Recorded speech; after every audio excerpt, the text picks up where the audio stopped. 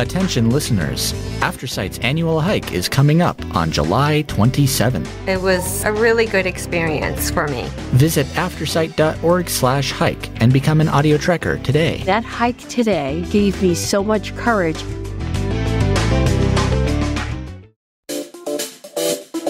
Hey, you're listening to Blindsight. Let's go. Mental health isn't something to take lightly. It's time to fight. It's time to thrive. Let's do this. Hello, everybody. Welcome back to Blindsight. My name is Jonathan Price, and I'm the podcast producer here at Aftersight. No, I am not conducting the interview, but I did want to introduce part 2 as Aaron Huey is back with us, talking about amazing elements of being a man in this entire month of June. We're closing out with Aaron, and I tell you what, this episode is going to punch you in the face. So I will give a warning. There is some pretty strong language in this episode. So if you have young kids or are averse to some strong language and some strong topics, I would recommend that you either skip this week or listen by yourself in the car by yourself with headphones. It does get pretty intense early on. So with that being said, I want to make sure that you guys are coming to the hike on July 27th. We are going to be hiking Myers Gulch, so make sure you register at aftersight.org/hike and register for your team. We've got Game Changers, BLT, and the Blind Chick, so make sure you register for what team you would like to be on, as there are some interesting incentives. I'll just say that to being on various teams. All right, we hope you guys have a fantastic week. Bill, let's get back into it. But what I'm hearing you say is that we have to, in essence, define the kind of man that we want to be, and that we feel comfortable in it, in that role, so to speak. And it doesn't mean we have to dominate anybody. We have to dominate ourselves. We have to, keep rein on ourselves and do the kind of thing that makes the most sense for us. Am I hearing that right? I think that's brilliant, because first of all, I love the term "dominate thyself." I love that term. I mean, if that whole thing was written in Greek or Latin or something, I bet it would sound really, really cool. Dominate thyself, man. That is a heavy metal album cover right there. Dominate thyself. I'm in. But what really struck me as I was listening to you, if the LGBTQIA+ community taught us anything, it's that don't let anyone else define you. You define yourself. Now, everybody else has taken that to mean, well, now I have to change my pronouns and I got to do this. Look, I'm so tired of men bitching about things, especially about things that won't really affect them in 5 years from now. Right? If something's going to matter in 5 years, then give it some attention. But if it's not going to matter in 5 years, don't make it matter. Move on and focus and dominate thyself. Right? That's the part of men that I believe is not masculine. Well, I got to change my pronouns. I don't give a shit. What I care about is, are you showing up to the world? I don't care what politician you vote for. I don't care what news channel you vote for. And I certainly don't care what sports team you root for. What are you doing to secure the future of this world for our children? Do you matter? And so what I get from having worked for 20 years with the LGBTQIA+ community is that they don't let other people define them. They've created their own categories because they're sick of yours. It doesn't fit. That's it. That's all it is.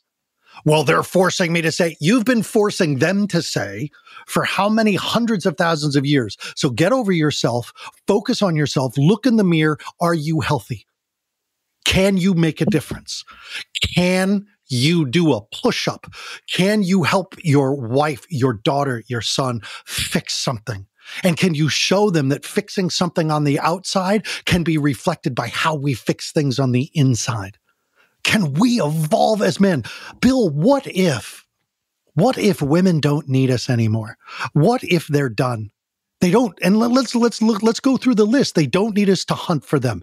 They can hunt the aisles of Safeway just as well as we can. They don't need us to worship God for them. They're not better. Yeah, they don't need us to worship God for them. They can become clergy. They can have their own relationship with divinity. They don't need us to get a credit card for them. They don't need us to run a business for them. They don't need us to have children because our sperm is in a bank. They don't need us to get impregnated. Doctors can do that. They don't need us to raise children because Lord knows we've left enough of our children and enough of our women to raise the children without us.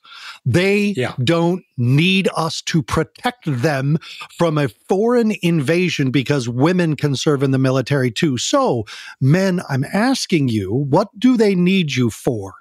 Now, having asked that question for the past 15 years all over the world when I lecture about masculine and feminine energy, the men are dead silent. And I know they're going through one of two experiences. Number one, they're going through the psychological rejection that is probably one of the ultimate rejections we have ever experienced, and potentially even bigger than our own fathers rejecting us. And remember, Bill, in Fight Club, Tyler Durden said, if our fathers are our image of God, and our fathers have rejected us, we have to come to the conclusion that God does not like us. Now, psychologically, that's accurate. So let's now say, what if not only have our fathers rejected us, because where are they? They're not our teachers, and they don't show up to parent us, and they don't, and they don't, and they don't. So if our fathers have rejected us and now women don't need us, where does that leave us? Now, that is either the ultimate rejection or the ultimate freedom. And I challenge men to take it as the ultimate freedom. If women don't need us to provide for them or protect them, then what are you for? What are you going to do? What are you going to do for the future? What is your legacy in this world if it doesn't have to be for women? Now, I'm not saying you don't have to have that as part of your work. If you choose that as part of your work, and if you choose that that's what makes you a man, then by God, brother, you're a man. But if you are saying, you know what, being a father is not for me, then how do you be a bastard father to 1,000 of the ugly and criticized and unwanted? The one with fathers just like the father who rejected you. What are you going to be in this world if women don't need you? Hey, I never said they didn't want you. I said they don't need you anymore. So what does that mean for you? To me, that's the ultimate freedom to become. And I want to say this to men with my whole heart. Women don't fall in love with you. They fall in love with your potential. And if you don't live your potential, then they're going to get crunchy and they're going to be angry at you and they're going to nag you. But if you embrace your potential and you take it on as who you truly can become, and you start to become that because you are fixing a problem in this world, you are not just trying to penetrate your woman. You're actually trying to penetrate the world with your essence, your very life force of masculinity. Then what could you become? What could stop you? Blindness? Hell no. Not having arms or legs? Nope. Being rejected by your father? Nothing can stop you. If you don't know how to become a man of this world because your father never showed you, too bad. Become one anyway. You see, that to me is the ultimate problem that we need to fix. And we need to embrace and bring back the grandfather myth. It died. It's been replaced by the wild man myth, but that becomes mythology. But the grandfather myth, the wise grandfather who hangs around, the grandfather who teaches you how to throw an axe and carve with a knife away from you so you don't cut yourself, and shoot a gun and raise a garden bed to something that provides for the house and drive a tractor. Where are our grandfathers? What have we done with them? Have we put them in homes, or do we keep them in our home to teach our children and tell our children the stories of our ancestors? See, women didn't do this to us men. We've rejected each other and we've rejected ourselves. Right. And we are playing into it by arguing on Facebook about which president is better. I don't give a shit. What I care about is that my son's future, to raise his daughter in a world that won't rape her and won't attack her and won't brutalize her and won't diminish her and won't pay her less. That's what I want for my son. So what kind of man do I have to be to create a world for my son to raise his daughter in an environment that I raised my daughter in? Because I taught my daughter how to drive a tractor and shoot a gun and raise a garden bed and skin a chicken and. In the same way that I taught my son how to do those things. So what world are you here to build, men? And where's your grandfather? Did you listen? These are the things that pull at my heart when someone says, what does it mean to be a man? To me, it means we got a problem. Boys have a problem. And you can blame the women. She's got my balls in her purse. She's wearing the pants. Then put some pants on and take your balls out of her purse. They're not hers. But don't blame women. Stop blaming, stop bleeding and whining and bitching and crying about how your boss doesn't like you and the world is treating you unfair and your wife is nagging. Stop it and pick up some dumbbells and feel your body again and read books of the grandfather myth, of the stories of our ancestors, and watch movies about warriors and wizards and jesters and bards who have changed the world, and decide what kind of man you want to be and be it, and don't give excuses. And by God, love your children with your whole heart. Well, I wasn't shown how because my father, and we're back to excuses and laziness, and I don't accept it. And we can choose to be the kind of man that we want to be. We don't have to fit something. No. We can choose to be the kind of man, and the kind of man that you're picturing is self-actualized and someone who is open and kind and generous to other people and is not afraid to love.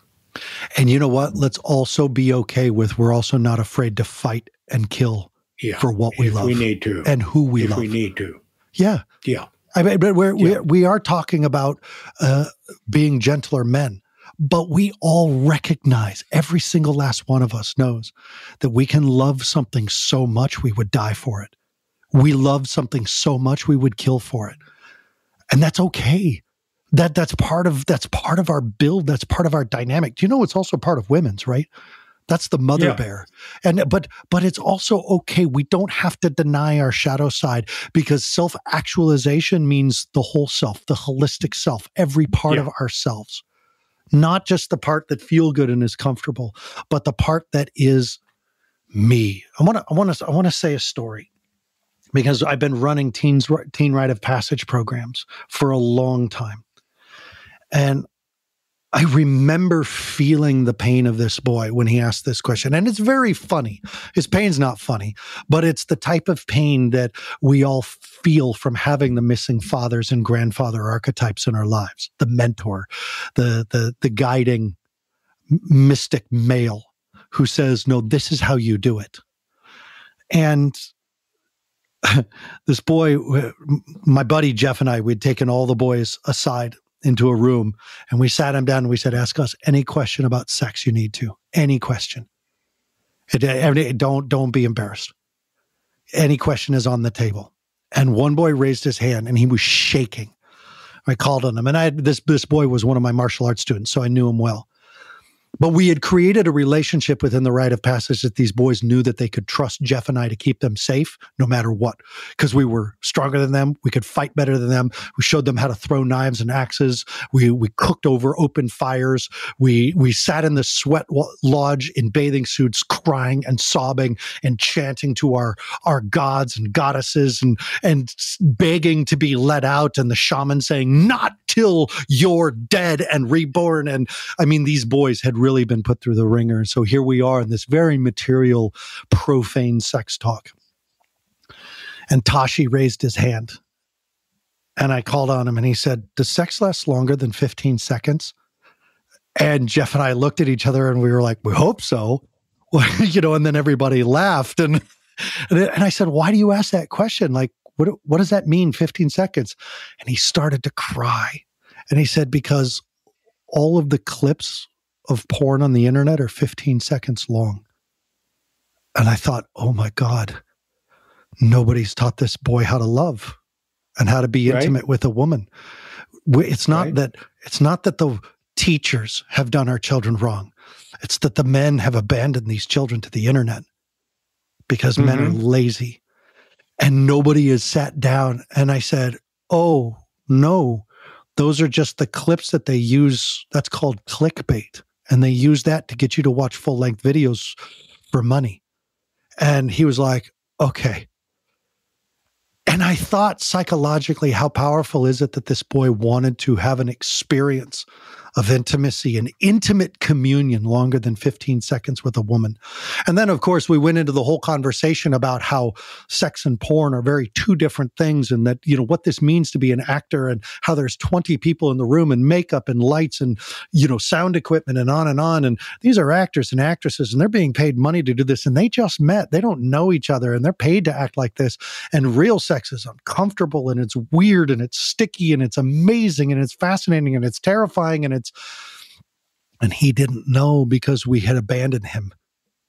And that's what it means to be a man, is to stand in some young boy's shadowy cave where the dragon has dragged him and is keeping him and keeping this boy's gold, his self-worth, hidden in the cave of the innermost self, symbolically quoting Joseph Campbell. And it took two warriors to go into this cave and battle this dragon and pull this boy out so that he could see the light of intimacy. And men, I don't care if you have to become symbolic and poetic and very feminine to embrace this warrior side of you, to go in and embrace the bard side of you and sing this child out of their own cave of shadows and cave of fear and cave of doubt and cave of where is my father? Am I loved? Did God reject me? And pull him out and show him the light.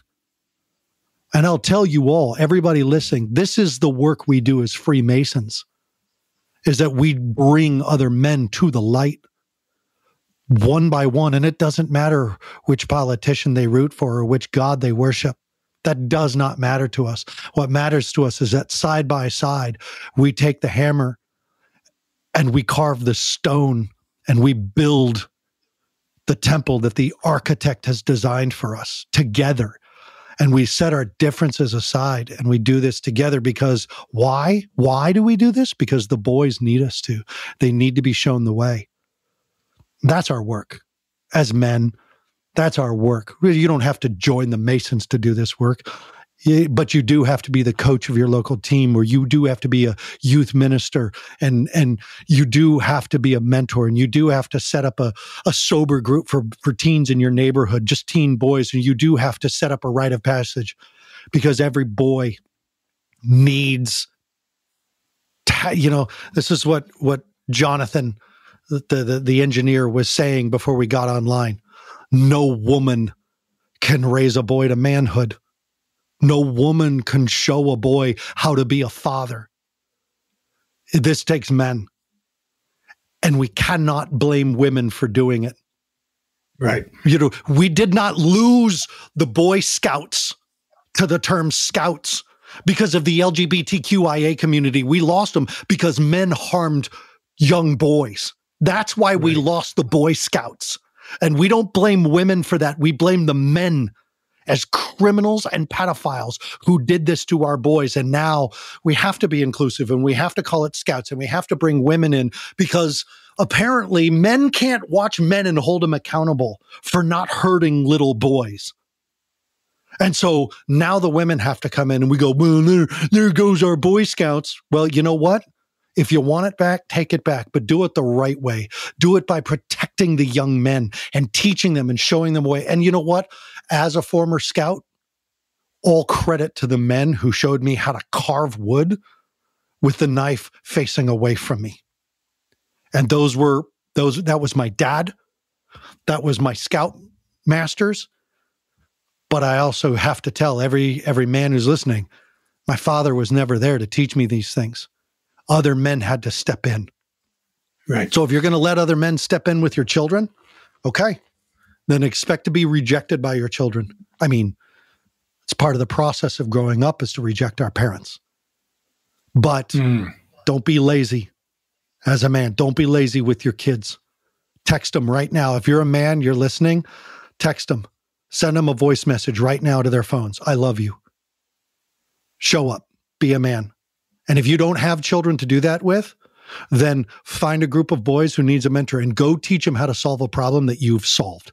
That's all it takes. You've got a problem, you solved it. Other people have that problem. Go teach them how to solve it. Ta-da, you're in business. Now go do that with young men. Go do that with boys. And what you're saying is that we men have to get off our duffs and be the kind of men that we want these boys to be. And be and teach and mentor and whatever.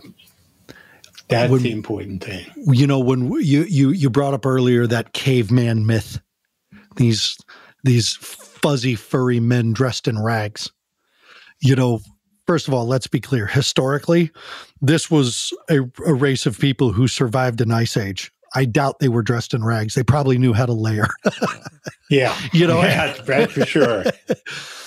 So that's first and foremost. Second of all, I really doubt that when you think of that mythological hunter, I really doubt you think of him sitting down.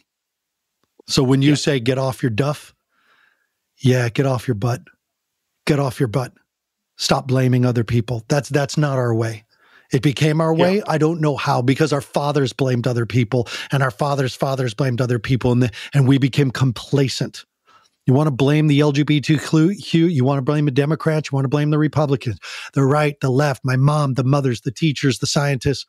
My God, all your energy has gone to the blame and none of it to the fix.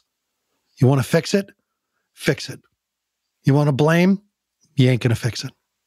That's just armchair quarterback, armchair samurai work. So there's a lot of stuff that you've presented to us, and it's very motivating. It's very motivating, and it needs to be said time and time again. And I'm really grateful that you took the time to be with us today and to help us spread the word. What is men's mental health? It's creating mental health in young men and creating mental health for ourselves. Yeah. And that's what the job is. Is there any final word that you want to give us as we sign off? Every man knows that every boy should go through a rite of passage. Every man knows this. We know this instinctively. We know this in our bones, and we can all point back to our own rite of passage, that transition from childhood to adulthood. And maybe it was the military. Maybe it was joining a fraternity. Maybe it was joining a gang. Or maybe it was being taken consciously by a group of men through a series of sacred drama rituals created to have you face yourself and to face conflicts and challenge and practice being the type of person who can deal with it. And I call this the James Bond factor. Yeah. We all want to know that we all want to know that we can handle things. We want to handle women. We want to handle cars, and we want to handle violence, and we want to handle authority, and we want to handle bad guys. And that's the James Bond mythology. That's the character of the James Bond man, is that he can handle anything, a plane, a bomb, a woman, he can handle it. And that's why we can handle it. We can handle anything. And that's why people started to get frustrated with the Daniel Craig, because he had emotions and he loved the woman and he made decisions emotionally. Guess what? Men do that. We actually do that. And I believe the myth was promoted forward into an evolution of James Bond by saying, you know what, we can also handle our emotions.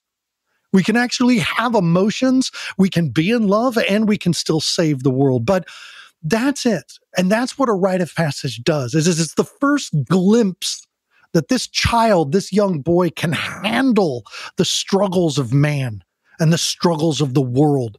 But it has to be guided. It has to be guided by a group of conscious men who are doing it for the right reason and do it with other men so that the boys have options to the rejection of their father. Because once we all reject our father figure, whatever that means to the individual man listening, once we do reject our father figure, nobody has taught us how to choose the mentor wisely. We usually trip and fall into the cave of the shaman. And accidental mentorship is never always a good thing. You've got to go out into the desert and find Obi-Wan Kenobi. But look at how Luke found him. He went to go face the troubles of the world. And so ultimately, we do have to take our boys from the village of women and put them through the rites and rituals of masculinity. And then, and this is the important part, men, with that open heart, we must return these young men to the village of women. Because women love men. Women need men. Women want men to be around and help secure the future for the children that the women have created for us, for the world. So, men, this is not a exercise of isolation. It's an exercise in heading into the wilderness and facing the trials and tribulations of the wild earth, our absolute nature of ourselves. And then coming back to the world as a master of two worlds to bring the medicine, the boon, the gift, the treasure back from the dragon's cave and give it to the world. Those are my final words. Go into the dragon's cave, get that treasure, and bring it back to the realm, your body. That's what the realm represents, your own body. And symbolically, the village where the children play. Thank you, Aaron, and we look forward to talking again. This is Bill Lundgren, your host, and with that, I close. A lot to think about.